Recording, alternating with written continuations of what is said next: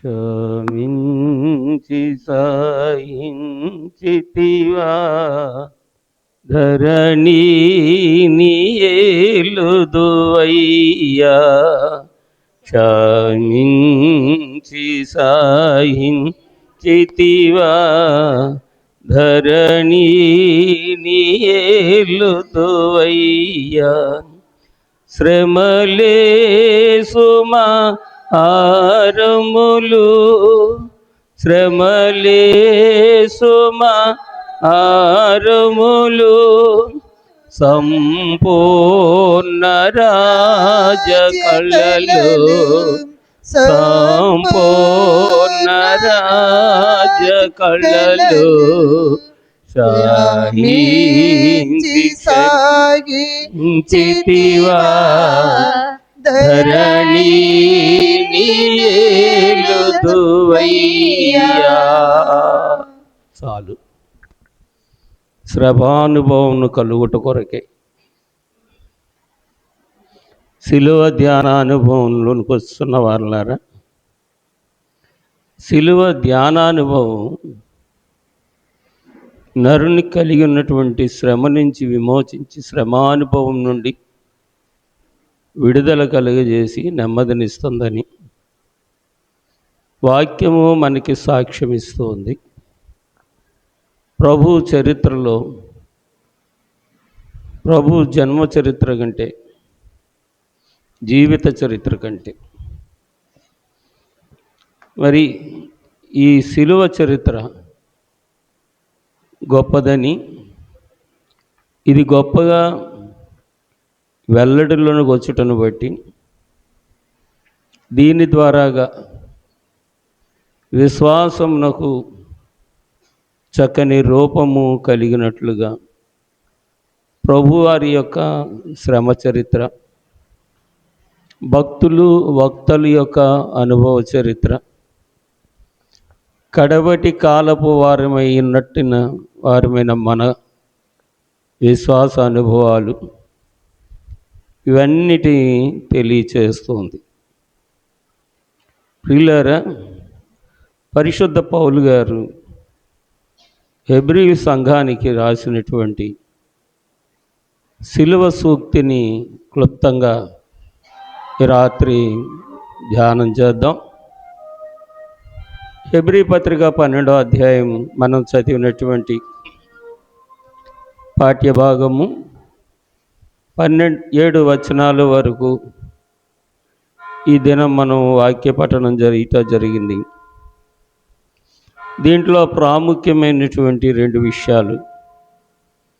ప్రారంభ వచనం, ఇంత గొప్ప సాక్షి సమూహము మేఘం వలె మనలను ఆవరించి ఉన్నందున, ఒకటి సాక్ష్యము.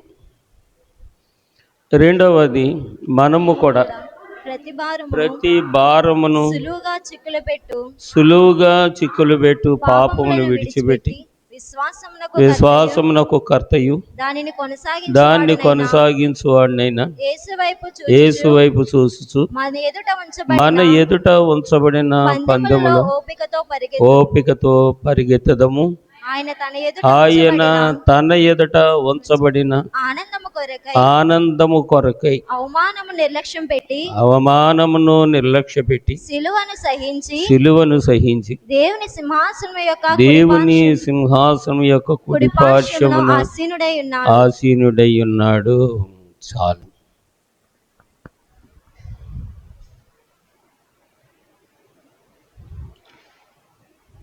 పాపమేమి చేసి ఎరుగవు పావన పరమాదేవుడవు. పాపమేమి చేసి ఎరుగవు పావన పరమాదేవుడవు.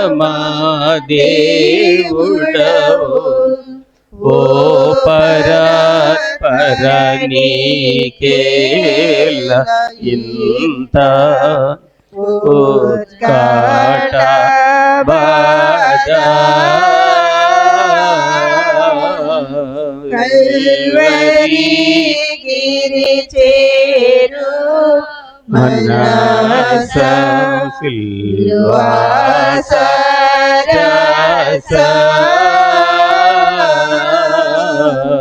కల్వరి గిరి చేరు మనస. చాలు ప్రియులారా. పరిశుద్ధ పౌలు గారు హెబ్రీ సంఘస్థులకు వారు దేవుని అనుగ్రహించు స్వాస్యమునకు లేకపోతే దేవునికే వారసులుగా ఉండగలందులకు వారసులు అవడానికి, దేవునికి వారసులు అవడానికి అవసరమైనటువంటి కొన్ని సూక్తులను తెలియచేస్తూ అందులో ప్రాముఖ్యమైనవి 3. ఆ మూడిట్లో ఒకటి సాక్ష్యం, రెండవది బహుమానం, మూడవది సిలువ సహింపు. ఈ 3 సంగతులు హెబ్రీ సంఘస్థులకు పరిశుద్ధ పౌలు గారు నేర్పిస్తూ దేవుని పిల్లలమై ఉన్న మనము దేవుని సింహాసనానికే వారసులము కానీ దుష్టుడు వేయించినటువంటి నరకానికో పాతాళానికో వారసులము కాదు, కాకూడదు. ఆదికాలం ముందు మరి మానవుల యొక్క భక్తి ఎలాగుండేదంటే,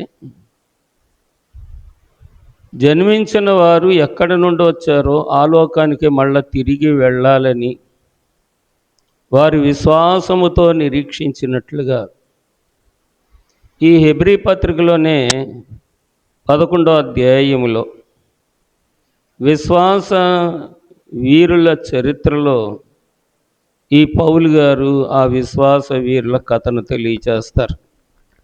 11వ అధ్యాయము 13వ వచనం. వీరందరూ అనగా విశ్వాస యోధులందరూ, విశ్వాసముతో ఉన్నవారందరూ, విశ్వాసులైన వారందరూ, విశ్వాసమునకు కర్త అయ్యున్న యేసు వైపు చూసేవారందరూ, ఈ జీవన పోరాటంలో పోరాడుతున్న వారందరూ, వీరందరూ ఆ వాగ్దాన ఫలము అనుభవించకపోయినను దూరము నుండి చూసి వందనము చేసి తాము భూమి మీద పరదేశులను యాత్రికులమై ఉన్నామని ఒప్పుకొని విశ్వాసము గలవారే మృతి పొందిరి. ఇలాగు చెప్పువారు తమ స్వదేశమును వెతుకుచున్నారని విషదపరుచుతున్నారు కదా. వారు ఏ దేశము నుండి వచ్చిరో ఆ దేశమును జ్ఞాపకం ఉంచుకొని ఎడల మరల వెళ్ళుటకు వారికి వీలు కలిగియుండును. దేవునికి స్తోత్రం. కాబట్టి ఏ రీతిన్ వెళ్ళితివో ఆ రీతిన్ వచ్చెదవు, ఏ రోజున వచ్చెదవు ఎరుగాను.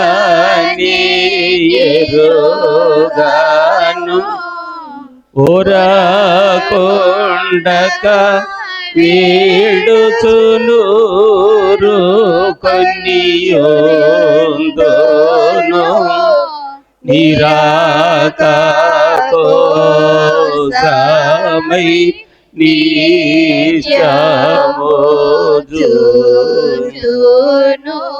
మహిమలోకంబు నాకు మళ్ళీ నావా మహిలో నన్ను బేటి ఇహమందు పరవాసి నయ్యేటి చెడముగా విహరించు సుందున విహితులవరన శ్రమలే మహిమాలోక నాకు మళ్ళీ మహిలో నన్ను పెట్టి ప్రభు. భక్తులైన వారు జీవాంతమందు అనగా ఈ జీవితకాలం ముగించేటప్పటికి వారి భక్తి ముదురుతూ ఉండేదంట. ఎలాగంటే ఈ శ్రమల కొలిమిలో నుండి తప్పింపబడి సుఖ సంతోషాలతో శాశ్వతంగా జీవించే నీ చెంతకు మమ్మల్ని చేర్చుకో తండ్రి అని భక్తి చేసుకునేవారట, ప్రార్థన చేసుకునేవారట. ఇప్పుడు ఆ ప్రార్థనలు లేవులేండి. ఇంకో 4 కాలాలు బతికించు తండ్రి, ఇంకో 4 ఏళ్ళు బతికించు తండ్రి, ఇంకో 4 రాళ్ళు వెనక్కి వేసుకుంటేలా దీవించు తండ్రి. ఈ ప్రార్థనలు వేరు, దెయ్య ప్రార్థనలు అంటారు వీటిని. ఇవే ఇవాళ సంఘం చేస్తుంది. అయితే ఆనాడు కానీ ఈనాడు కానీ ఏనాడైనా కానీ మరి భక్తులు మరణించిన, భక్తిహీనులు మరణించిన, రక్షణ అనే ఒక పేరు కిందకు వచ్చిన తర్వాత, బాప్తిస్మం అనే వరుసలోకి వచ్చిన తర్వాత ఎవరు మరణించినా అక్కడ ఈ పాటే పాడతాం. ఎలాగెళ్ళావో అలాగ వస్తావు, ఏ రీతిగా వెళ్ళావో ఆ రీతిగానే వస్తావు అని చెప్పి పాడతాం. అది నిజమెంతవరకు నాకు తెలియదు, కానీ విశ్వాసం మాత్రం అంతే. విశ్వాసం మాత్రం అది. అయితే పిల్లలారా, ఈ 11వ అధ్యాయంలో భక్తులందరూ ఎక్కడికి వెళ్ళాలని కోరుకున్నారంటే ఎక్కడి నుంచి వచ్చారో అక్కడికే వెళ్ళాలి. ఇక్కడ ఎలాగా ఉండమన్న సంగతి వారికి తెలిసింది, మనకి తెలిసింది, కానీ అక్కడ సంగతి మనకి తెలియదు. ఇక్కడ సంగతి తెలుసున్న దాన్ని పట్టుకొని, కలిగిన దాన్ని ఏదో ఉట్టట్టుకొని ఊరేగినట్టుగా ఈ కలిగిన దాన్ని పట్టుకొని ఊరేగుతున్నామే తప్ప అసలు పొందవలసిన దాని సంగతి తెలియక ఇవాళ విశ్వాసము ఊగిసలాడుతుంది. అలాగే పిల్లరా, ఆ కాలంలో ఉన్నవారందరూ మరి విశ్వాసం లేకుండా దేవునికి ఇష్టలై ఉండలేమని చెప్పి 11వ అధ్యాయం 7వ వచనం దగ్గర నుంచి, ఆ హానోకు దగ్గర నుంచి, అబ్రహాము దగ్గర నుంచి భక్తులందరినీ చూసుకుంటూ వస్తే ఇక్కడ ఎంత శ్రమ పడాలో అంత శ్రమ పడ్డానికి సహించారు, కానీ అక్కడికి వెళ్ళడం కొరకే పోరాడారంట దేవునితోటి. అంటే దేవుడున్న చోట ఉండాలి, దేవుడున్న చోట ఉండాలి. ఇంత గొప్ప సాక్షి సమూహము, అంటే ఈ సాక్షి సమూహం అంతా ఏ దేవుడు మమ్మల్ని పుట్టించాడో, ఏ దేవుడు శాశ్వత కాలం నాతో మీరు ఉంటారు, నా యొద్దకు మిమ్మల్ని చేర్చుకుంటానని మాట ఇచ్చాడో, ఆ దేవుని దగ్గరకు ఉండడానికి అవసరమైతే ఎంత ఖాళీ అయినా సరే కళ్ళగలిగిన జీవితం సమకూర్చుకొని దేవుని దగ్గరికి వెళ్ళిపోవడానికి ప్రయత్నం చేసేవారంట. అది సాక్ష్యం. తర్వాత 2వ వచనంలో చూస్తే, మనము కూడా ప్రతి భారమును సులువుగా చిక్కులు పెట్టి పాపమును విడిచిపెట్టి విశ్వాసం కర్తయు దాన్ని కొనసాగించేవాడిని యేసు వైపు చూస్తూ మన ఎదుట ఉంచబడినటువంటి పందెంలో ఓపికతో పరిగెత్తుదాము. ఇది హితం అన్నమాట. సిలువా మోసినావా శ్రమల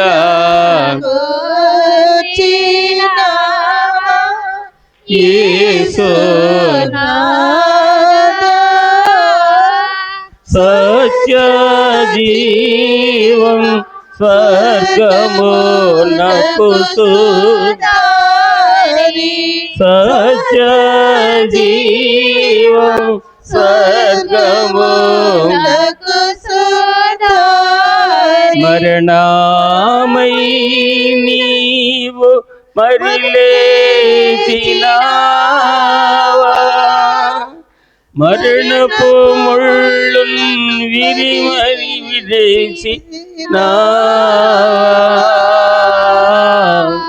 మాకు విజయం దీసి మోక్షపురికి మరల నరిగినావా. హల్లెలూయా మళ్ళీ వచ్చుచున్నావా, హల్లెలూయా మళ్ళీ వచ్చుచున్నావా. అయ్యా, సిలువ మోసింది ఎందుకు? మమ్మల్ని తీసుకొని వెళ్ళడానికి. నువ్వు వెళ్ళడానికి, నువ్వు వెళ్ళిన తర్వాత అక్కడ చక్కబెట్టవలసిన పనులన్నీ చక్కబెట్టడానికి, మేము ఉండడానికి, మాకు అవసరమైనటువంటి స్థలంను సిద్ధపరచడానికి, అర్హతను సిద్ధపరచడానికి, పైనున్న తండ్రి యొక్క అనుమతిని తీసుకోవడానికి ముందుగా నువ్వు వెళ్ళవలసి వచ్చింది. నువ్వు వెళ్ళాలి అంటే నువ్వైనా సరే సిలువ మోయాలి, తప్పదు. అందుకు నువ్వు సిలువ మోసం మనం చెప్పాను. దేవుని కుమారుడే అయినా మీకు ఎవరైనా గుర్తుంటున్నాయా? ఉంటున్నానన్నా ఉంటాయి కానీ చెప్పరు నాతో, అంతే.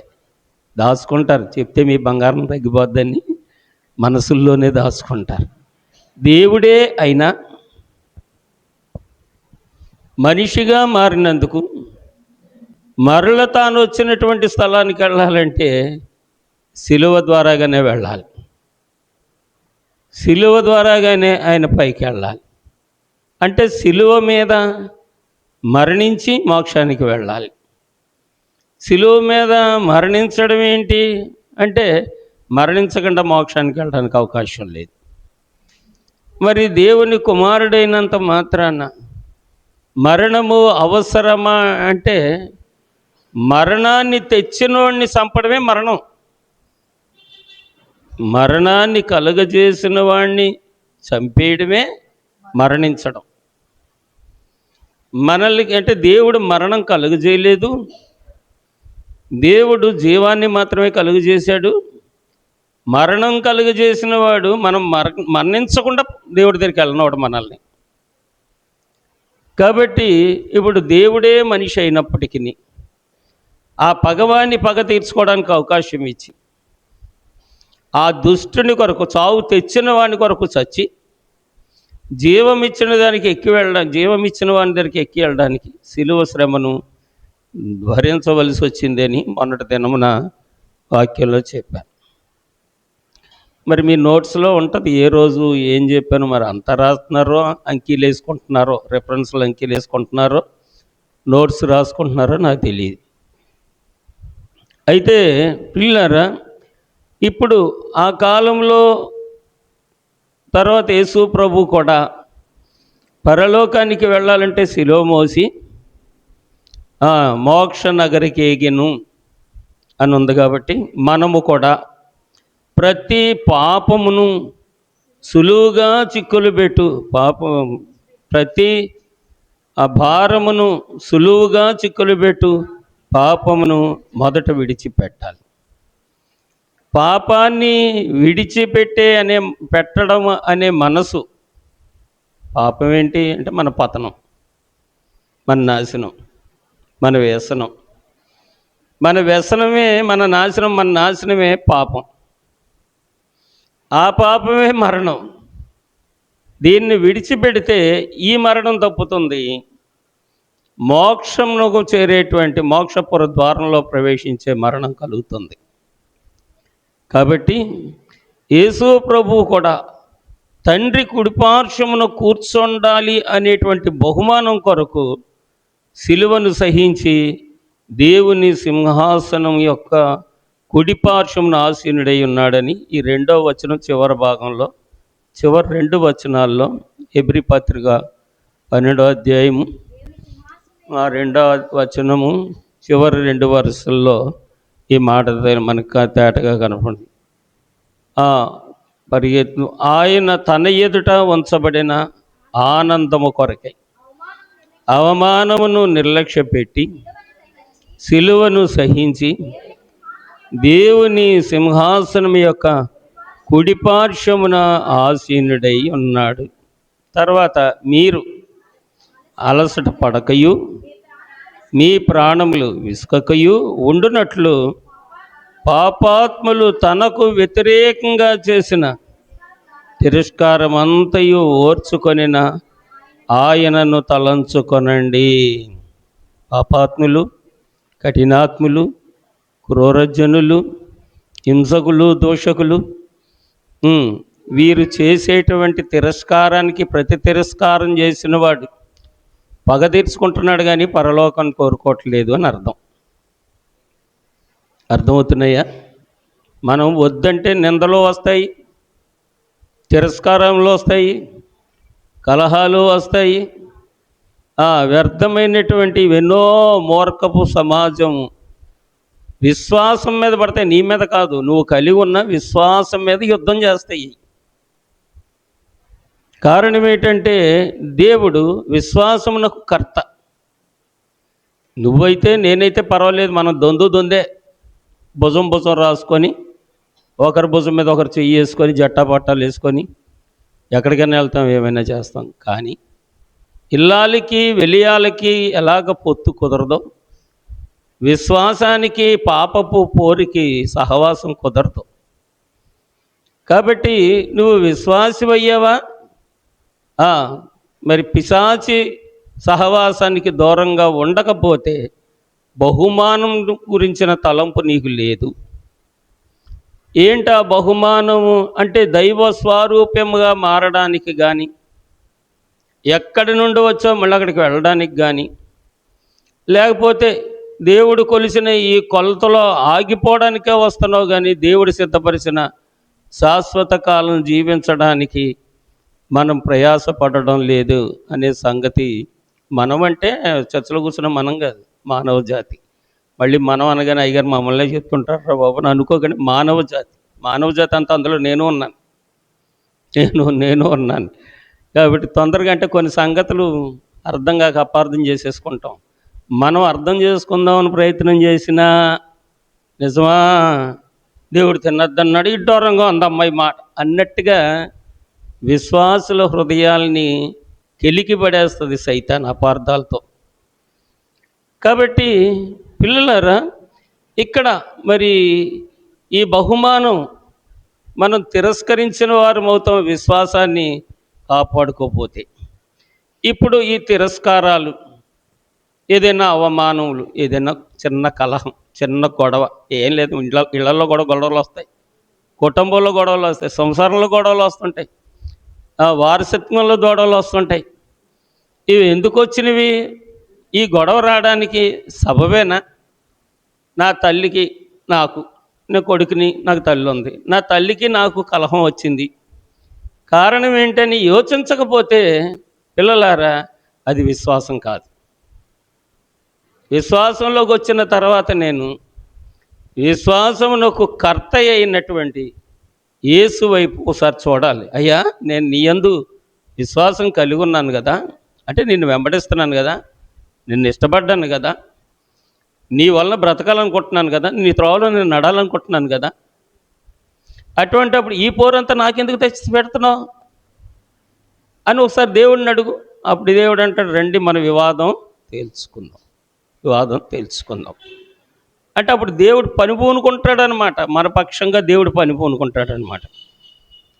ఆ ఎదురొస్తున్నటువంటి వాదం కానీ, భేదం కానీ, కలహం కానీ, గాయం కానీ, దూషణ కానీ, అవమానం కానీ, వాటిని తొలగించే పని దేవుడు తీసుకుంటాడు. అలా కాదని మనం నేనేం చేయిందానికి నా మేకొస్తున్నావా, నేను ఏం భక్తురాలు నేమనుకుంటున్నావు, చెప్పించేస్తాను అన్నావు అనుకో, నీతో దేవుడికి ఇంకే పని లేదు. కారణం ఏంటంటే ఆ వచ్చేవాడు నీ గురించి రావట్లేదు, నీవు కలిగి ఉన్న విశ్వాసకర్త అయ్యున్న ఆ క్రీస్తును, లేకపోతే ఆ విశ్వాసమును, ఆ విశ్వాస ఫలమును విశ్వాసులో నిలబడకుండా తొలగించే పని మీద వాడు చేసేటువంటి ప్రయత్నాలు. ఇది కానుకోవాలి విశ్వాసం అన్నవారు. అవ్వమ్మ అలా కానుకోలేదు, ఆదాం గారు కూడా అలా కానుకోలేదు. జట్టబట్టలేసి తిరిగే విషయంలో అసలు ఆయన మర్చిపోయారన్నమాట. అక్కడ వచ్చింది అపరాధం కదా. ఈ చరిత్ర మనందరికీ తెలుసు. కాబట్టి విశ్వాసం అనేది చాలా విలువైన సాధనం, ఆయుధం. ఈ విలువైనటువంటి సాధనాన్ని నిలబెట్టుకోవాలంటే ఆయనకు ఎదురైనటువంటి, ఆయన ముందుంచబడినటువంటి ఆనందం కొరకే అవమానమును నిర్లక్ష్యం పెట్టి సిలువను సహించి దేవుని సింహాసనం యొక్క కుడి పార్శ్వమున ఆసీనుడై ఉండెను. కాబట్టి ఇప్పుడు మనం సిలువ మోసిన యేసయ్య సిలువ ఎందుకు సహించవలసి వచ్చిందంటే తాను వచ్చిన స్థలానికి వెళ్ళడానికి మొన్న చెప్పాను, బ్రహ్మం గారు చెల్లెళ్ళు అడిగిందని, అన్న కాలజ్ఞానం అంతా చెప్తున్నావు, భూత భవిష్యత్తు వర్తమానం సంగతులన్నీ చెప్తున్నావు, మోక్షానికి వెళ్ళే దారి ఎందుకు చెప్పవు అంటే చెప్పాడు ఆయన, నిలువు కర్ర అడ్డకర్ర అని చెప్పి. కాబట్టి ఈ నిలువు కర్ర అడ్డకర్ర అనేది శాస్త్రం, అది అంటే దైవ నిర్ణయం అన్నమాట. అది ఆ దైవ నిర్ణయం అంటే చాలా కఠోరంగా ఉంటుంది. ఇది ఎవడు మోస్తాడు సిలువ అసలు సావు ఎవడు కోరుకుంటాడు? ఏమండి సాగు కోరుకుంటామా? కోరుకుంటే ఎలాంటి సాగు కోరుకుంటామంటే, ఇదిగో అర్జున్ గారికి వచ్చింది, దూపల్లి అర్జున్ గారికి చక్కగా హాస్పిటల్ కానీ బయలుదేరి వెళ్ళాడు, ముగించుకొని పెట్లో పెట్టించేసుకున్నాడు. వచ్చి కేసురత్నం అయ్య గారు తైలాభిషేకం చేద్దాం అబ్బాయి ఎంత సిద్ధపరచండి అంటే, పిల్లలు అన్నారు చాలా నీరసంగా ఉన్నారు అయ్య గారు, లేవలేకపోతున్నారు, మిమ్మల్ని ఆపవలసి వస్తుంది, ఇప్పుడు కూడా మీరు ఉపవాసం ఉండి తైలాభిషేకం చేస్తారా? ఒక్కసారి డాక్టర్ దగ్గరికి వెళ్ళి వచ్చేద్దాం, మా స్పెషలిస్ట్ ఉన్నాడని. అయ్యగారి దగ్గర కోట్ల రూపాయలు ఉన్న ఆస్తిపరులు ఉన్నారనమాట, విశ్వాసులు. కోట్ల రూపాయల ఆస్తిపరులు. మనం దేవాలయం కట్టేటప్పుడు దాంట్లో ఒక 50,000 రూపాయలు ఒకళ్ళు ఇచ్చారు, 25,000 రూపాయలు ఒకళ్ళు ఇచ్చారు. నిరీక్షణరాయ్ గారు మంచి సాక్ష్యం కలిగిన సావుకుడని. సరే, ఇంకా ఎందుకు చెప్తున్నానంటే, అలాంటి వారు ఉండి అయ్యగారి యొక్క బలహీనత స్థితిలో కొంచెం ఏదైనా ఒక ఇంజక్షనో మెడిసిన్ చేసి నిలబడతాడు. అంటే ఆయన మందులు వేసుకొని పనిచేయడం సస్యమరి ఇష్టం లేదు ఆయనకి. దేవుని పని చేసేటప్పుడు మందుల మీద ఆధారపడడం అంటే అస్సలు ఇష్టం లేదు. మందులు తృణీకరించలేదు, కానీ మందులు వేసుకున్నారు. కానీ ఇవాళ సావు కొరకు నేను నిలబడాలి కాబట్టి నా కాళ్ళు బలపడాలి, ఒక ఇంజక్షన్ చేయించుకుందాం అన్న ఆలోచన ఆయనకు వచ్చేది కాదు. ఒకవేళ మనలాంటి వాళ్ళు ఎవరన్నా చెప్తే ఇష్టపడేవాడు కాదు. ఏదో రీతిగా స్కార్పియో ఎక్కించుకొని వెళ్ళారు, పిల్లల సహకారంతో కారు ఎక్కి వెళ్ళారు, బాడీ అయి తిరిగి వచ్చాడు. మళ్ళీ అరగంటలో బాడీ అయి తిరిగి వచ్చాడు. అంటే ఈ చావు ఎంత విలువైంది, ఎంత గొప్పది అంటే, పిల్లలారా, వారికి ఇక్కడ మరి కన్నీరు ఉండదు, దుఃఖం ఉండదు, ఆయాసం ఉండదు, ప్రయాసం ఉన్నాయి, ఎవరికి చెప్పరు. వాళ్ళు భక్తి పరులకున్న బాధలు బయటికి ఎక్స్ప్రెస్ చేయరురా. ఇది జ్ఞాపకం పెట్టుకోండి. మనలో ఏదైనా బాధ ఉందని పదే 10 మందితో చెప్తాం చూసారా, అది దెయ్యం చేసే గోల్ అనమాట. నీవులో ఉన్న విశ్వాసం స్థిరమైంది కాదు అని చెప్పడం. విశ్వాసకర్త అయిన దేవుని మార్గం నువ్వు అనుసరించట్లేదు, నువ్వు ఆయన మీద ఆనుకోవట్లేదు అని నీ ద్వారాగా నీలో ఉన్నటువంటి విశ్వాసకర్త అయిన దేవుని అల్లరి పెట్టడానికి శ్రమ శోధన తీసుకొచ్చి పెడతాడు. శ్రమను శోధనను తీసుకొచ్చి పెడితే దాన్ని చేయించడానికి ఈయన మరి సిలువను సహించారంట, ఇష్టపడ్డారట. లేకపోతే ఆయన సిలువ మోయడం ఏంటి? ఆయన పాపాత్ముడా, దుర్మార్గుడా, నరహంతుడా, దొంగ, వ్యభిచార, ఆయన సిలువ మోయడం ఏంటి అంటే పగ తీర్చుకునేవాడికి, నిందించేవాడికి అవకాశం ఇవ్వద్దని పౌలు గారు చెప్పినట్లుగా, మరి హింసిస్తున్న వాడికి అవకాశం ఇవ్వకుండా ఉండడానికి ఆయన సిలువను సహించారు. కాబట్టి అక్కడ చెప్పినటువంటి మాట 3వ వచనంలో, మీరు అలసట పడకయు మీ ప్రాణం విసుగకయు ఉండునట్లు పాపాత్ములు తనకు వ్యతిరేకంగా చేసిన తిరస్కారమంతయు ఓర్చుకొనిన ఆయనను తలంచుకొనండి. నాయన్నారగదే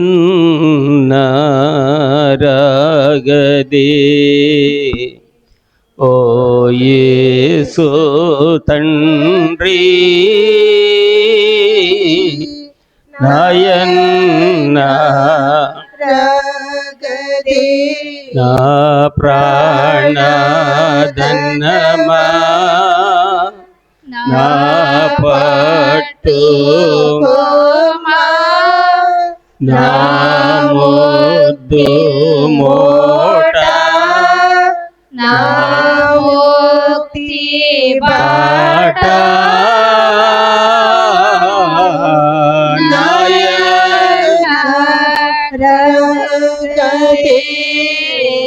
ఇలాగా ప్రభువుని నా విశ్వాసమునకు కర్తవైన తండ్రి, ఇదిగో శ్రమ వచ్చింది, ఇదిగో కలహం వచ్చింది, ఇదిగో జబ్బు వచ్చింది, ఇదిగో బాధ వచ్చింది, ఇదిగో నష్టం వచ్చింది, ఇదిగో కష్టం వచ్చింది, నువ్వు ఉన్నావని రుజువుపరచడానికి నా జీవితంలోనికి రా తండ్రి. లేకపోతే దుష్టుడైన సాతానుడు నా చేత నా ద్వారాగా నిన్ను అల్లరిపరుస్తాడు, నిన్ను అవమానపరుస్తాడు తండ్రి అనేది విశ్వాసం. అలాగా అనుకొని జీవించేది విశ్వాసం.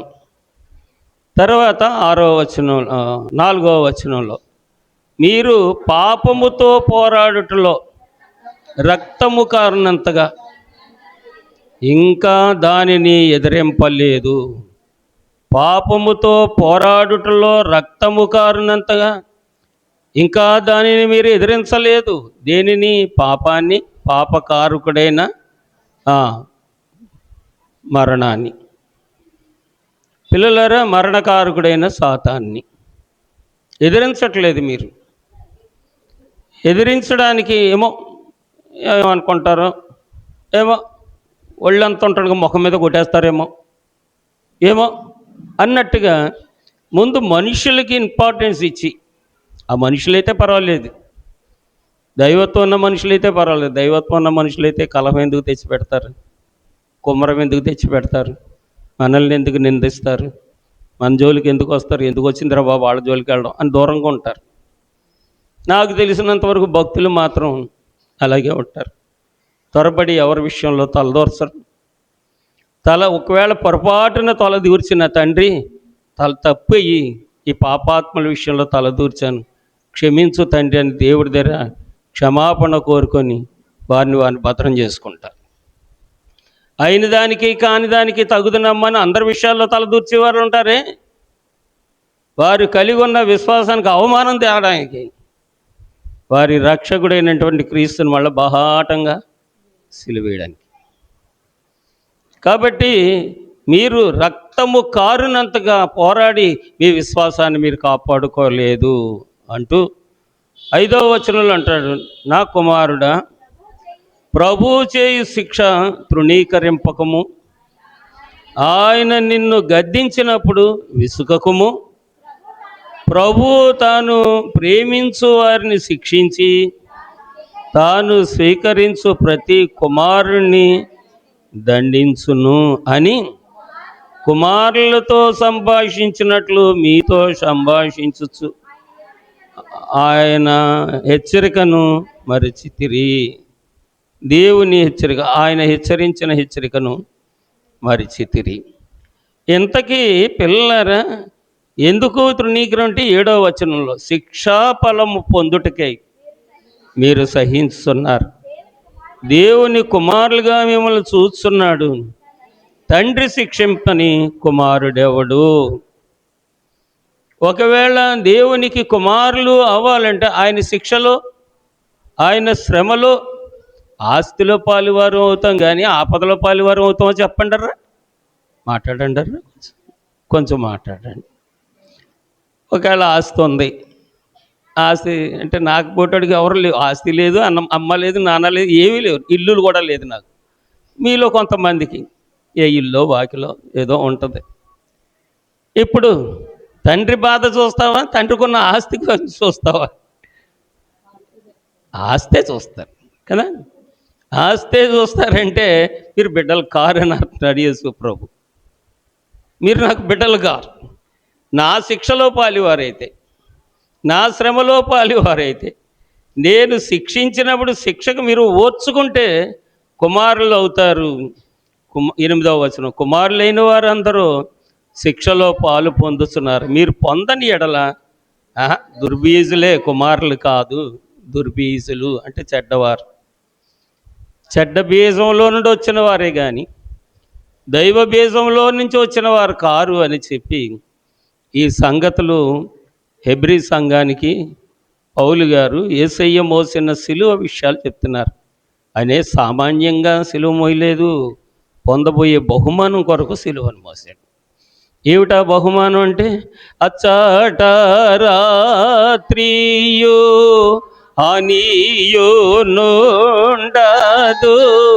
ఎచ్చట ధనమోయట హృదయంబు నుండును విచాల విడిగాన విజయ రక్షకునితో ముచ్చటలాడుచుమురి. నేను నా తండ్రి ఐక్యమైపోతాం.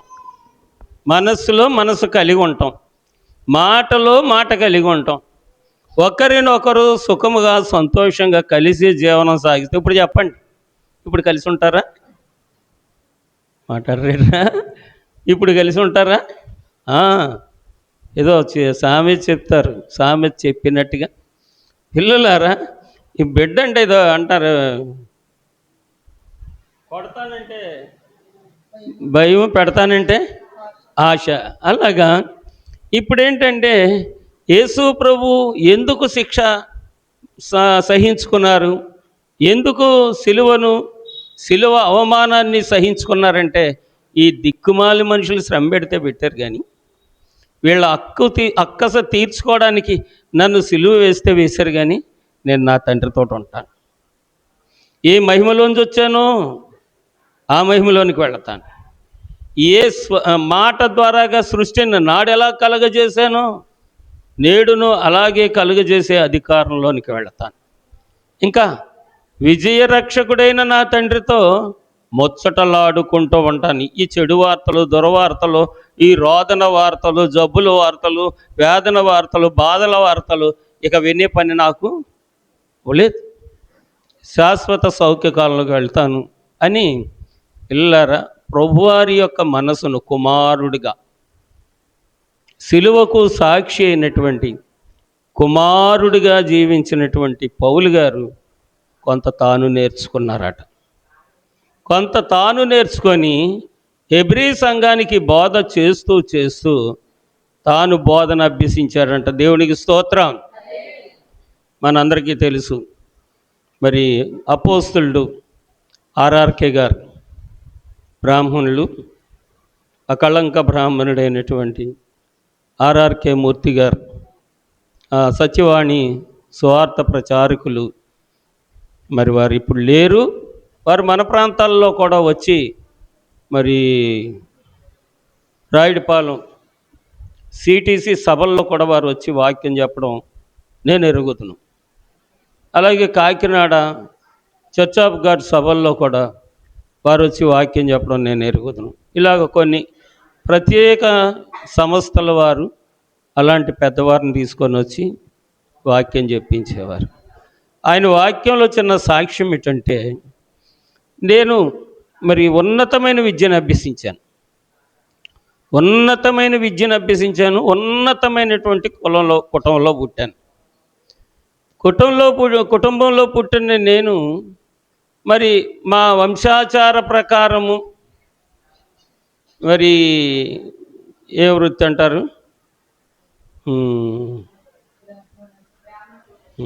బ్రాహ్మణ పౌరహిత్య వృత్తి. బ్రాహ్మణ నాకు తెలుసు, నేను చెప్తున్నాను కదా, వాళ్ళకు ఒక వృత్తి ఉంది, పౌరహిత్యం వృత్తి చేయడానికి నేనేమి అసమాన్యమైనటువంటి విద్యను అభ్యసించలేదు కదా, ఉన్నతమైనటువంటి విద్యను అభ్యసించాను కదా. నా ఎయిమ్ ఏంటి? ఉన్నతమైనటువంటి ఉద్యోగం చేయాలి. నా ఆశ ఏంటంటే, ఆలోచన ఏంటంటే ఉన్నతమైనటువంటి విద్యను ఉద్యోగం చేయాలి. ఈ పరిస్థితిలో ఉండి ఆ కాలంలో ఉన్నటువంటి దుర్బల పరిస్థితిని బట్టి కష్టాలు, కరువులు, ఇబ్బందులు ఎదురవుతూ ఉంటే మిషనరీలు వచ్చినప్పుడు ట్రాన్స్లేషన్ చేయడానికి, మిషనరీలు ఇంగ్లీష్లో సువార్తను ప్రకటిస్తే ఆ సువార్తను తెలుగులో ట్రాన్స్లేట్ చేయడం గురించి ఈయనకు ఉద్యోగించినట్టు కావలసినంత డబ్బు. చెప్పండి, కావలసినంత డబ్బు. సరే, వృత్తి ఏదైతే డబ్బు వస్తుంది కదా, నా ఆశ తీరుతుంది.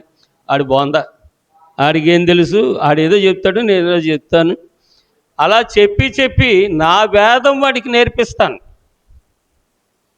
నా పౌరహిత్యంలో ఉన్నటువంటి పాండిత్యాన్ని వాళ్ళకి నేర్పిస్తాను అని చెప్పి ఒక ఆలోచన కలిగి పిల్లలారా మిషనరీలకు సువార్త తర్జుమా చేయడానికి ఆయన వెళ్ళాడట. మరి అక్షరం అయితే చంపును కానీ ఆత్మ ఏం చేస్తుంది? జీవింపచేస్తుంది. మరి ఆత్మ కాకపోతే అన్ని వేల మైళ్ళ దూరం నుంచి అన్ని లక్షల రూపాయలు ఖర్చు పెట్టుకొని ఆత్మ నడిపించకపోతే వాళ్ళు ఎందుకు ఇక్కడికి వస్తారు? ఆ ఆత్మే వాళ్ళని ఇక్కడికి తోడుకొని వచ్చింది. ఆ ఆత్మకే వారు పరిచర్య చేశారు. ఆ ఆత్మ పరిచారకుల దగ్గరే ఈయన కూలికి కుదిరాడు.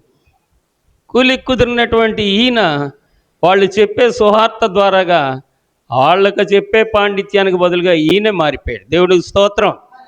చాలా శ్రమలు వచ్చాయి ఈయనకి, చాలా శ్రమలు వచ్చినాయి. శ్రమలు వచ్చినటువంటి ఈయన కడకి ఏమైపోయాడంటే క్రీస్తుని ధరించుకున్నాడు. మీకు తెలుసా?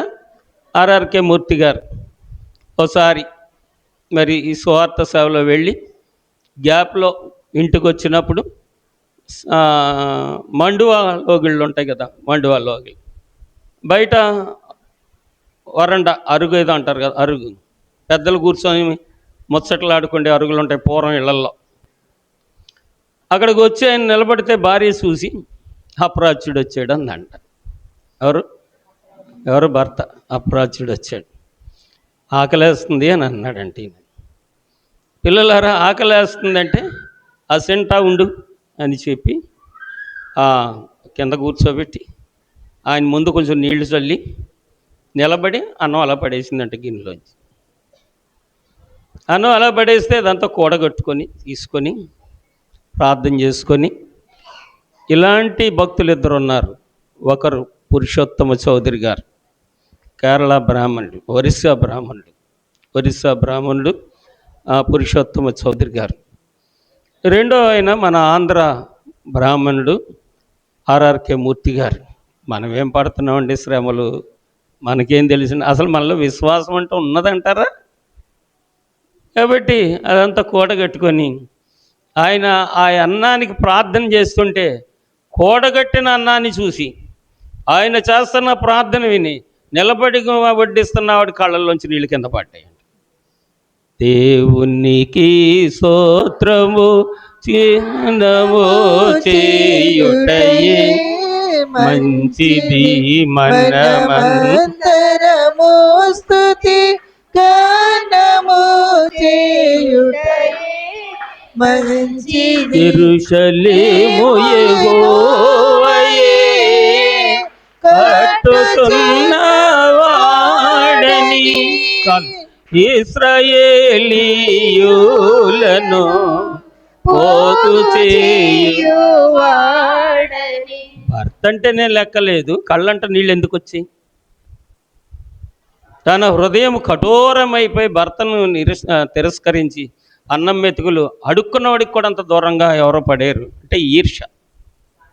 ఏంటా ఈర్ష? మతద్వేషం.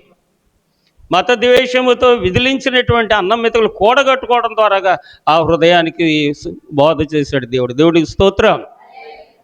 కుటుంబం మారిపోయింది. చెప్తే వెళ్తే చాలా చరిత్ర ఉంది కానీ మారిపోయింది. పౌలు గారు సిలువ వార్త సాక్షిగా ఉండి సిలువ సాక్ష్యం ఇస్తూ సిలువ రూపం ఆయనలోనికి వచ్చేసిందంట. దేవునికి స్తోత్రం. సిలువ స్వభావం, రూపం అంటే స్వభావం, సిలువ యొక్క స్వభావము ఆయనలోకి వచ్చేసిందంట. కాబట్టి గలతీలతో ఆయన సాక్ష్యం చెప్తారు. గలతీ పత్రిక 6వ అధ్యాయము 14వ వచనంలో మనం చూస్తే, అయితే మన ప్రభువైన యేసుక్రీస్తు సిలువ యందు తప్ప మరి దేని యందును అతిశయించుట అంటే సంతోషించుట నాకు దూరం అవును కాక. ఆగండర్రా, కొంచెం అర్థం చేసుకుంటారా. సిలువ ధ్యానం చేసే పిల్లలు దేని మీద ఆనందిద్దాం, దేన్ని బట్టి సంతోషిద్దాం, దేన్ని బట్టి సంతోషించే అనుభవంలోనికి రావాలి. ఒకవేళ ఈ సిలువను గురించి సంతోషించే అనుభవంలోనికి వస్తే ఏమొస్తుంది? పొందబోయే బహుమానం వల్ల కలిగేదేంటి? చావు లేని స్థితి, శాశ్వత జీవం. రెండోది, ఎక్కడి నుంచి వచ్చామో అక్కడికే తిరిగి వెళ్ళడం, విజయరక్షకునితో ముచ్చటలాడుతూ జీవించడం. అసలు ఈ తలంపు ఇవాళ క్రైస్తవ సంఘానికి ఉందా? ఇటు అనుభవాలు క్రైస్తవ సంఘానికి ఉన్నాయా? అసలు ఈ కాన్సెప్ట్తో మనం బైబిల్ చేత్తో పట్టుకుంటున్నామా? అయ్య బాబా ఇంత శ్రమ ఉందంటే బైబిల్ వదిలేసే పరిస్థితిలో ఉన్నారు కూడా, అలాంటి వారు కూడా ఉన్నారు. పిల్లరా, ఇప్పుడు పౌలు గారు సాక్ష్యము అయితే మన ప్రభు అయిన యేసుక్రీస్తు సిలువ యందు తప్ప మరి దేని యందునో అతిశయించుట నాకు దూరం అవును గాక. ఇక దేని యందు నేను ఆనందించను, దాని వలన నాకు లోకమునకు నేనును సిలువ వేయబడి ఉన్నాము. ఒకవేళ నేను లోకంలో ఉండి సిలువను తప్ప ఇక దేన్ని నేను ఆశించను, చూడను, అది నాకు అక్కర్లేదని ఒక నిర్ణయం తీసుకున్నాను. అది లోకానికి సిలువ వేయడం. అలా కాదు, దేవుడు దేవుడే, లోకం లోకమే, తమ్ముడు తమ్ముడే, ప్లేయింగ్ కార్డు ప్యాకెట్ అంటే పిల్లలారా, ద్విమనస్కులు, రెండు మనసుల్లో ఉన్నవారు. ఒక వరలో 2 కత్తులు దూరతాయా? మొన్న చెప్పాను, దూరతాయా?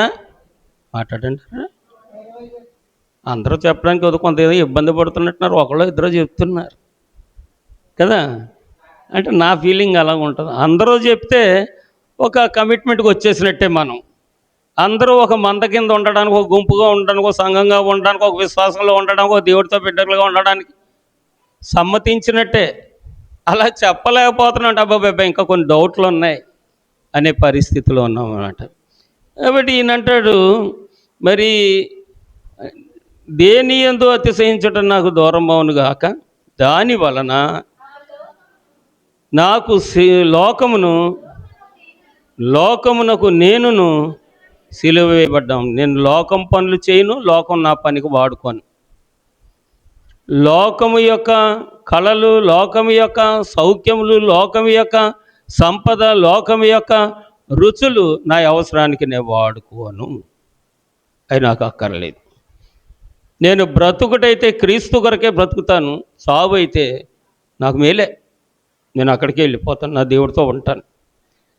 అలా కాదు, బతకాలి కాబట్టి ఏదో గడ్డి తినేద్దామంటే కుదరదు అని తానుకున్న అనుభవం తనకున్న అనుభవం, తాను చెందిన రూపాంతరం, తాను బోధించిన సిలువను గురించి తాను కలిగి ఉన్నటువంటి అనుభవము. ఎలాంటి అనుభవము అంటే, అది నేను మోస్తున్నాను కాబట్టి, ఆ సిలువను నేను మోస్తున్నాను కాబట్టి ఈ లోకాన్ని నేను టచ్ చేయను, లోకం నేను కోరను, లోకపు అనుభవాలు, రుచులు, కళలు, అంగులు, హంగామా నాకు వద్దు అని ఒక కమిట్మెంట్ అన్నమాట. సిలువ వేయడం అంటే ఒక నిర్ణయం తీసుకోవడం అన్నమాట. అలాగే నాకు లోకాన్ని ఎలాగ సిలువేశానో నేను కూడా ఆ లోకానికి అలాగ సిలువ వేయబడ్డాను. అంటే నేను ఈ లోకం కొరకు ఏది సంపాదించను, లోకము కొరకు ఏది సమకూర్చను, లోకము కొరకు ఏ పని చెయ్యను, లోకస్తుల కొరకు ఏ దుర్బల కార్యం కూడా నేను చెయ్యను. నా దేవుని నీతి తప్ప మరి ఏదియో, నా దేవుడు చెప్పింది తప్ప మరి ఏదియో చేయడం నాకు దూరం అవును కాక అని ఒక నిర్ణయం తీసుకున్న తర్వాత 15వ వచనంలో అంటాడు, కొత్త సృష్టి అగుటయే కానీ సున్నతి పొందుటి యందు ఏమీ లేదు, పొందకపోవుటి యందు ఏమీ లేదు. కొత్త సృష్టి అవ్వడానికే రక్షణ. బాప్తీసం బ్రతుకు మార్చుకోవడానికి, బాప్తీసము జీవిత విధానం మార్చుకోవడానికి, బాప్తిస్మము మానవ దుర్బలతను విడిచిపెట్టడానికి, దైవత్వంలో ఉన్నటువంటి సద్గతితో నింపబడడానికి. ఒక్క మాటలో చెప్పాలంటే దేవుని మీద ఆనుకొని జీవించేదన్నమాట.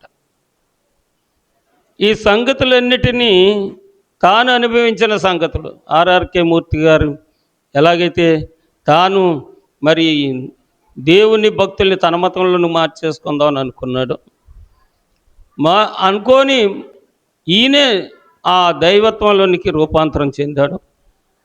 పౌలు గారికి దేవుడు అందించినటువంటి సిలువ వార్త, సిలువ సాక్షిగా జీవించడానికి, ఆ సిలువను లోకంలో ప్రకటించడానికి నేను నియమింపబడ్డానని చెప్పి అందరికీ బోధిస్తూ ఈయనే రూపాంతరం చెందిపోయాడు. ఈయనే రూపాంతరం చెంది ఆ సిలువకు ఈయన అంటుకట్టబడ్డాడు. కాబట్టి ఇప్పుడు నేను సిలువ వార్త చెప్తున్నానన్నా, సిలువ కోటాలు జరిగిస్తున్నానన్నా, సిలువ కోటాల్లోనికి మీరు వస్తున్నారన్నా, కొత్త ముద్ద అవ్వడానికే, పాతవి గతించడానికే సమ్మతిస్తే ప్రయోజనం. సమ్మతిస్తే ప్రయోజనకరంగా ఉంటుంది సిలువ. సమ్మతించని వారి విషయంలో నశించేవారి పద్ధతి. తర్వాత 16వ వచనంలో ఈ పద్ధతి చొప్పున నడుచుకొని వారికి అందరికీ, అనగా దేవుని ఇశ్రాయేలునకు సమాధానమును కృపయు కలుగును గాక. ఇంతకీ సిలువకు సాక్షిగా మారడానికి, ఈయన లోకాన్ని తన జీవితంలో చొరబడకుండా దాన్ని సిలువేయడానికి, ఆ లోకంలో ఇతని జీవితం కలిసిపోకుండా లోకం కొరకు ఇతను సిలువేసుకోవడానికి గల కారణం ఏమిటయ్యా అంటే, ఆ పైన చెప్తారు కదా, 12వ వచనం నుంచి చూస్తే, శరీర విషయమందు చక్కగా అగుపడగోరు వారెవరో వారు తాము క్రీస్తు యొక్క సిలువ విషయమై హింసింపబడకుండుటకు మాత్రమే సున్నతి పొందవలనని మిమ్మల్ని బలవంతము చేయుచున్నారు. చాలామంది ఏం చేస్తున్నారంటే, నువ్వు హింసింపబడకుండా సుఖంగా జీవించడం కొరకే రక్షణ పొందంటున్నారట. రక్షణ పొందితే జబ్బులు పోతే డబ్బులు వస్తాయని బోధ చేస్తున్నారట. అప్పుడున్న యూదులలో కొంతమంది ఏంటంటారు, అర్ధనారీశ్వరం అంటారు. మారినట్టుగా కనబడతారు కానీ మారరు అన్నమాట. విశ్వసించినట్టు కనబడతారు కానీ విశ్వసించరు అన్నమాట. అవిశ్వాసాన్ని విడవరు, అవిశ్వాస సంగతులు మరవరు. అలాంటి వారు చెప్తున్నారంట, పిల్లర శరీర విషయం చక్కగా అగుపడగోరు వారు తాము క్రీస్తు యొక్క సిలువ విషయమే హింస పొందకుండుటకు మాత్రమే సున్నతి పొందవలనని మిమ్ములను బలవంతం చేయుచున్నారు. వెళ్తే వెళ్ళావు కానీ గుడికి వెళ్ళకు, నమ్మితే నమ్మేవు కానీ బాప్తిసం తీసుకో, ప్రార్థన చేస్తే చేసావు కానీ పక్కడికి వాడికి తెలియనోకు, నువ్వు మాత్రం ఆ పద్ధతిలోనే ఉండు. ఏ పద్ధతిని నువ్వు ఇంతవరకు కొనసాగించావు ఆ పద్ధతిలోనే ఉండని చెప్పి ఈ లోకమాట దేవుని ప్రజలను మాయ మాటలు చెప్పి పాడు చేస్తుంది. కాబట్టి 13వ వచనం, అయితే వారు సున్నతి పొందిన వారైనను ధర్మశాస్త్రం ఆచరింపరు, తాము మీ శరీర విషయం మందు అతిశయించు నిమిత్తము మీరు సున్నతి పొందవలనని కోరుచున్నారు. ఏమన్నా అర్థమైందా? ఒకసారి స్టడీ చేయండి. మాట ఒక మాటలో చెప్పానా? చెప్పాలంటే పెద్ద చరిత్ర ఉంది కానీ ఒక మాటలో చెప్పేస్తాను. పెళ్లి చేయాలి కదా అయ్యగారు, పిల్ల కలుసుకోవాలి కదా అయ్యగారు, బాప్తీసం ఇచ్చి. అర్థమైందా? ఒకవేళ ఈ మాట కరెక్టో కాదో ఇంటికి వెళ్ళి మీకు మనసు ఉంటే ప్రార్థించండి, దేవుడిని అడగండి. అంటే ప్రార్థించండి, మీరేం ప్రయాసపడిపోకలేదు, మోకాలేదు. ఈ వాక్యాన్ని నాకు వివరంగా తెలియదండి, నిదానంతో ఆ మాటను చదవండి. కాబట్టి ఇలాంటి బాప్తిస్మములు శరీర విషయంలో సుఖపడడానికే కానీ శ్రమ విషయంలో మా జోలికి రాకు. శ్రమ మా జోలికి రాకు. దేవదాసయ్య గారు ఏమన్నారు, శ్రమ రానే వచ్చావు, తెచ్చింది ఏదో ఇచ్చి వెళ్ళు. అంటే నువ్వు శ్రమలో నుండి ఏం తెచ్చావో ఆ శ్రమ నాకు ఇచ్చేసి నువ్వు వెళ్ళిపో అని చెప్పి దేవదాసయ్య గారు అంటే, ఇప్పుడున్నవారు ఏంటంటే శ్రమలు ఎవరికి కావాలి, సుఖం కావాలి కానీ, పిల్ల బాగు కావాలి కానీ, దేవుడిది వింతాడని బాప్తీసం ఇచ్చాం. కుర్రోళ్ళు కాదు, కుర్రోళ్ళు అయితే నువ్వేది పెడితే తింటారా? ఏమ్మా, నువ్వేది పడితే తింటారా? నువ్వేది చెప్తే అది చేస్తారా? లేకపోతే ఆ కుర్రోళ్ళు నీ కుర్రోళ్ళే, వాళ్ళు ఏది పెడితే నువ్వు తినేస్తావా? చెప్పండి. మాంసమో గుడ్లో అన్నమో కూరలో అయితే తింటావు, తాగుతావు. కానీ ఏదైనా పెడితే తింటావా? మరి అక్కడ ఉండాలి కదా సిగ్గు, బుద్ధి, లజ్జ అనేవి అక్కడ ఉండాలా వద్దా? కాబట్టి ఈ సంగతులు ధ్యానం చేస్తే పిల్లలారా, ఈ 13వ వచనంలో ఉన్నటువంటి సంగతి ఏమిటయ్యా అంటే, అయితే వారు సున్నతి పొందిన వారైనను ధర్మశాస్త్రము ఆచరింపరు. తాము మీ శరీర విషయమందు అతిశయించు నిమిత్తము మీరు సున్నతి పొందవలని కోరుచున్నారు. నీ మీద సుఖపడడం గురించి నిన్ను బాప్తిసం పొందమంటున్నారు తప్ప దేవునితో కలిసి జీవించడానికి బాప్తిసం పొందమని చెప్పట్లేదు. అలాంటి బాప్తిసం పొందేవారంటే నాకు అసహ్యం. కాబట్టి ఈ లోకానికి నేను సిలువ వేస్తున్నాను. నాకు ఈ లోకాన్ని కూడా సిలువ వేస్తున్నాను. ఈ లోక సంబంధమైన క్రియలు నాకొద్దు. ఈ లోక సంబంధమైన సుఖభోగములు నాకొద్దు. ఈ లోక సంబంధమైన నేత్రాశలు నాకొద్దు. ఈ లోక సంబంధమైన శరీరాశలు నాకొద్దు. ఈ లోక సంబంధమైన హృదయవాంఛలు నేను తీర్చుకోను. వాటిని విడిచిపెట్టాను. అవి నాకొద్దు అని ఒక కమిట్మెంట్కి వచ్చినటువంటి భక్తుడు. కాబట్టి ఈయన ఆశ ఏంటంటే బహుమానము. చెప్పండి, బహుమానము. ఆ బహుమానం గురించే ఏంటో ఇందాకన్నా, చావు అయితే బ్రతుకుడైతే ఆయన కొరకే, సావడం అయితే నా బహుమానం కొరకే అని చెప్పి ఒక తీర్మానం తీసుకున్నాడు. ఇకపోతే చావు ఎవడు కోరుకుంటాడండి? ఫైనల్ మాట చెప్తున్నాను. చావు ఎవరు కోరుకుంటాడండి అంటే రాత్రి చెప్పినట్టుగా చావు ఏం కోరుకోం, కానీ సుఖంగా బతకమంత సచ్చి బతుకుతుంటాం. ఈ బ్రతుకు అటు ఇటు కానీ స్థితి. కాబట్టి పిల్లలారా, మోసపోకండి. దేవుడు వెక్కిరింపబడ్డాడు. నువ్వు వెచ్చగానైనా ఉండు, చల్లగానైనా ఉండు. నువ్వు వెచ్చని స్థితిలో ఉంటే నా నోట నుండి నిన్ను ఉమ్మివేయను ఉద్దేశించుచున్నాను. హెబ్రీ సంఘానికి, హెబ్రీలకు మరి పరిశుద్ధ పౌలు గారు ఆయన సిలువ వార్తను ఎలా చెప్పాడంటే అదొక బహుమానం అయ్యా. ఎలాంటి బహుమానం తెలుసా? అది నిన్ను తీసుకొని వెళ్ళి నువ్వు ఎక్కడి నుండి వచ్చావో ఆ తండ్రి ముందే నిన్ను కూర్చోబెడుతుంది. ఆ సిలువను సహించడం అంటే మరి ఇంకొక మాట చెప్పాలి. సిలువ సహనం అంటే ఇంత నేను చెప్పాక కొంత ఇరిటేషన్ కింద ఉంటుంది. అయ్య బాబు, ఇంత ఎవడు భరిస్తాడు రా బాబు కదా. అయితే సూక్ష్మంలో మోక్షం అది మనకు లేదు. మరి నీలకంఠ గోరే కేరళ పండితులు, బ్రాహ్మణుడు, కేరళ బ్రాహ్మణుడు, వేద పండితుడైనటువంటి నీలకంఠ గోరే గారు కేరళ రాష్ట్రంలో క్రీస్తు మత ప్రచారం ఎవరికీ తెలియకుండానే విస్తరించిపోయింది. దేవునికి స్తోత్రం. కారణం ఏమై ఉంటుందో ఈ అందరికీ తెలుసు, నేను చాలాసార్లు చెప్తూ ఉంటాను. అక్కడ విత్తినవాడు ఎవరంటే సెయింట్ థామస్ గారు. విత్తినవాడు ఎవరంటే యేసయ్య పంపగా వచ్చినవాడు, యేసయ్య ఆత్మతో వచ్చినవాడు, యేసయ్యను ధరించుకున్నవాడు, నిలబడ్డ చోట మహిమను కనపరిచినవాడు. కాబట్టి అక్కడ అవధులు లేని సేవ బలంగా సాగింది. ఆపేద్దాం అనుకుంటాను. ఏంటో ఇదారు మనసు, నా మనసుకు వస్తే ఎలాకొచ్చంటారా, నా మనసుకు ఒక మేకు కొట్టండి ఆగిపోయేలా. అయితే పిల్లలారా, అందరూ ఈ క్రీస్తు ఇప్పుడంతా రెవల్యూషన్ అప్పుడు లేదు. భక్తికి భయపడేవారు, మతానికి కాదు, భక్తికి భయపడేవారు ఆ కాలంలో. ఇప్పుడు మతాలు. ఆయన ఏముంది ఈ బైబిల్లో అని చెప్పి సువార్త చదివారట. 4 సువార్తలు చదివారంట. ఏం అర్థం కాలేదు. ఏం అర్థం కాకపోతే మళ్ళీ చదివారట. మళ్ళీ ఏం అర్థం కాలేదట. ముమ్మారు చదివారంట. ఏం అర్థం కాలేదట. అని చెప్పి ఊరుకుంటే ఒక రాత్రి ముమ్మారు చదివావు, ఇంకొకసారి చదువు అని చెప్పి ఎవరో అన్నారు నిద్దట్లో. ఏమై ఉంటుంది అని లేచి బైబిల్ చదవమంట. ఇప్పుడు సిలువ వార్త అర్థమైందట. యేసుక్రీస్తు వారి కథ వినుడి దేశీయులారా,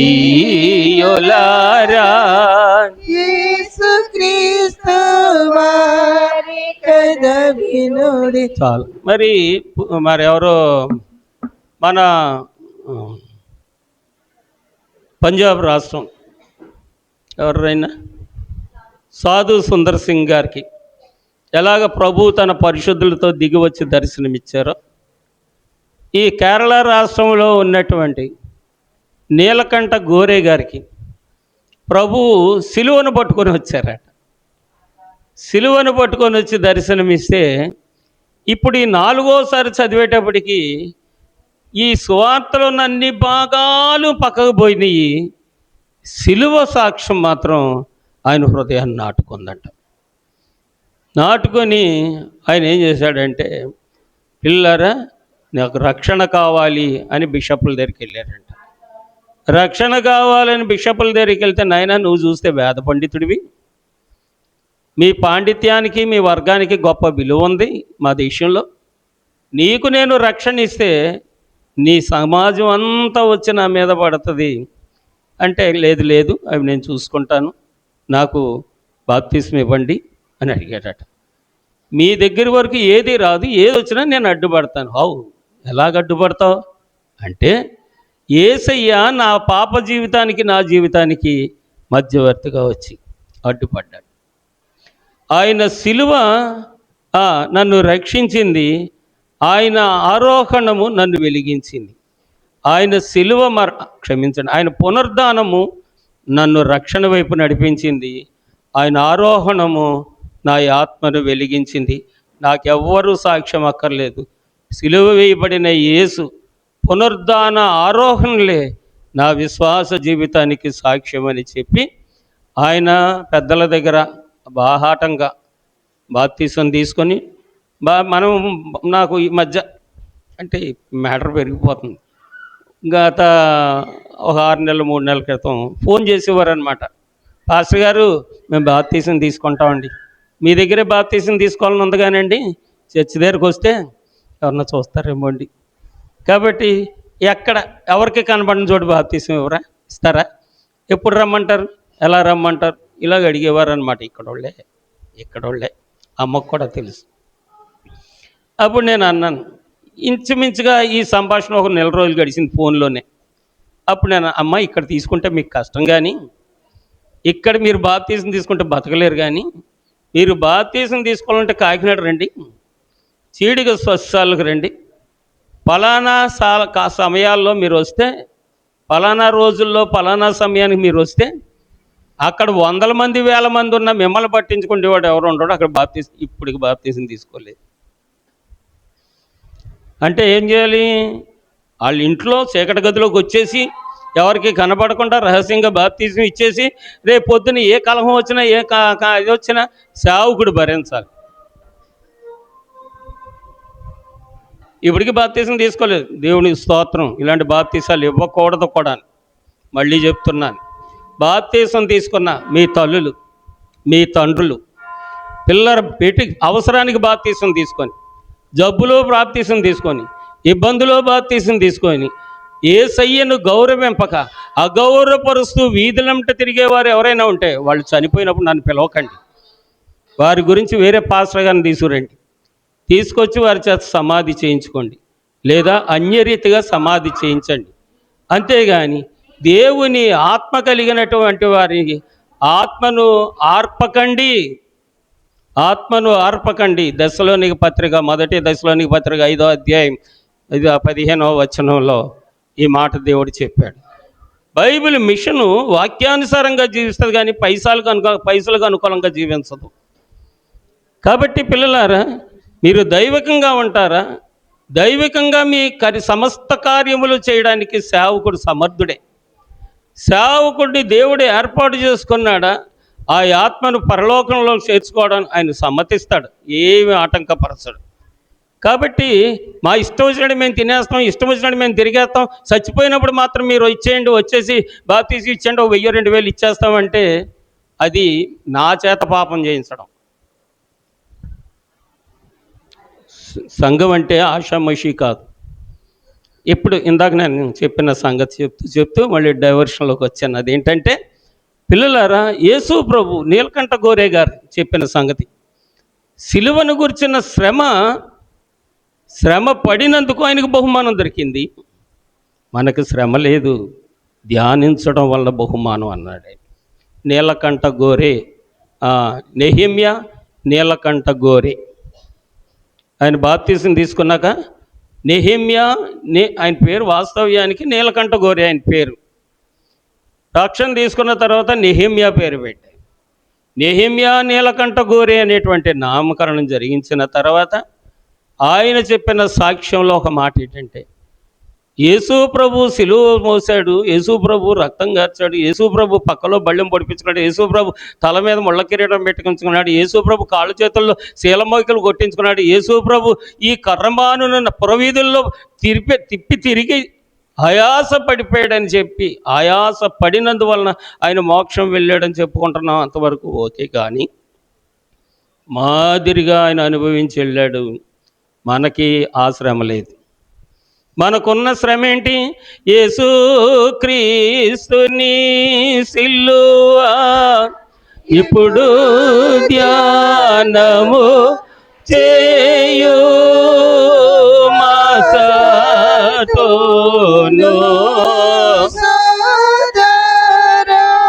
మన దోషంబు నెడ బాపు ఈ సంతాపమరణ వ్యాసంబు చాలు. మన శ్రమ ఏంటంటే ఆయన శ్రమలు ధ్యానించడం, ఆ శిలువ నామములో స్మరించడం, ఆ శిలువ నీతిని అనుసరించడం, శిలువ మార్గంలో నడుచుకోవడం. మొయ్యడం కాదు, బళ్ళలతో పొడిపించుకోవాల్సిన పని లేదు, ముళ్ళతో కిరీటములు పెట్టించుకోవాల్సిన ఆవశ్యకత లేదు, మేకులతో కాళ్ళు చేతులు శిలువకు అంటగొట్టవలసిన ఆవశ్యకత లేదు, కొరడాలతో దెబ్బలు తినవలసిన పరిస్థితి కూడా లేదు. కానీ ధ్యానించు. శిలువ ధ్యానం మానక దేవుణ్ణి గౌరవార్థం, అనగా శ్రమానుభవం కలిగినటువంటి ప్రభువుని గౌరవించడం, దేవునికి ప్రార్థన చేయడం అంటారు కదా, దేవునికి ఏదో మొక్కుబళ్ళు చెల్లించడం అంటారు కదా, దేవునికి కానుకలు ఇవ్వడం అని అంటారు కదా, దేవుడికి ముడుపులు కట్టడం అని అంటారు కదా. ఇవేంటంటే హృదయంతో చెయ్యి. ఈ 40 దినములు యేసు క్రీస్తు వారి యొక్క శిలువను మనసా వాచ కర్మణ, మనసా వాచ కర్మణ, నిండు మనసుతో అంటే నిలవరమైనటువంటి స్వభావంతో యేసు క్రీస్తు ప్రభు వారి యొక్క శిలువ వార్త విను. నువ్వు లోకానికి సిలువ వేసినట్టు, ఆ లోకానికి నువ్వు సిలువ వేయబడినట్లు ఆయన సమ్మతిని బట్టి బహుమానం పొందడానికి, పరమ తండ్రి సన్నిధిలో కూర్చోవడానికి ఇదే మార్గము, ఇదే జీవము, ఇదే సత్యం. ఈ సత్య జీవ మార్గమును దాన్ని ప్రవేశించు ధన్యత తండ్రి మనకెల్లరికూ దయచేయును గాక.